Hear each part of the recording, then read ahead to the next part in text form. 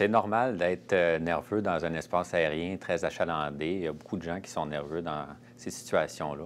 Ce qui est important, c'est que le contrôleur sache où vous êtes puis quelles sont vos intentions. Et puis que quand vous ne parlez pas ou que le contrôleur ne vous parle pas, que vous gardiez l'écoute sur la fréquence au cas où il aurait à vous appeler. Le plus important, c'est que vos messages au contrôleur soient clairs, précis, concis et pertinents et que pendant que vous attendez votre chance pour parler, que vous pensiez à ce que vous allez dire quand ça va être le moment. Lors du contact initial avec le contrôleur, c'est une bonne pratique de ne donner que votre indicatif d'appel.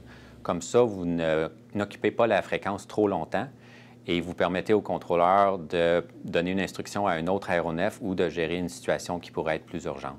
Quand le contrôleur va pouvoir s'occuper de vous, il va vous appeler. Par exemple, il va dire « Foxtrot Alpha Bravo Charlie, Tour de Montréal ».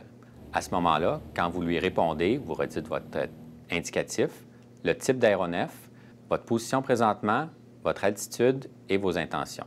Par exemple, Tour de Montréal, Foxtrot Alpha Bravo Charlie, Cessna 172, nous approchons du pont-tunnel à 2000 pieds et nous aimerions faire un tour de ville. Ensuite, restez à l'écoute et le contrôleur vous donnera des instructions. Par exemple, Foxtrot Alpha Bravo Charlie, Tour de Montréal, un tour de ville est approuvé à 2000 pieds. Rappelez quand vous voulez quitter le circuit.